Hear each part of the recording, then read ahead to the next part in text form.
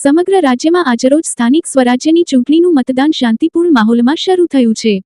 સુરત જિલ્લા પંચાયતની 5 બેઠકો, બારડોલી તાલુકા પંચાયતની 20 બેઠકો તેમજ બારડ ઓલી નગરપાલિકાના 9 વોર્ડ માટે મતદારો ઉત્સાહભેર મતદાન કરી રહ્યા છે।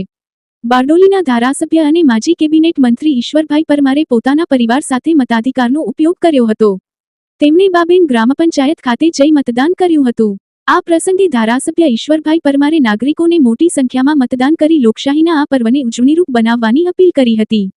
Bureau chief Hanif Khan Mahuva. સ્થાનિક સ્વરાજ્યની ચૂંટણી અંતર્ગત આજે લોકશાહીના પર્વની ઉજવણીના ભાગરૂપે મારા પોતાના બૂથમાં બાબેન ખાતે ગ્રામ પંચાયત કચેરીના મતદાન મથકે આજે મતદાન કર્યું છે અને સૌ મતદાતાઓને 100% મતદાન કરવા વિનમ્ર અપીલ કરું છું। આ લોકશાહીનું પર્વ આપણે આપણો કિંમતી અને પવિત્ર મતનું મતદાન કરી આપણે સૌ આજે લોકશાહીના પર્વની ઉજવણી કરીએ। જય હિન્દ, જય ભારત, જય જય ગરવી ગુજરાત।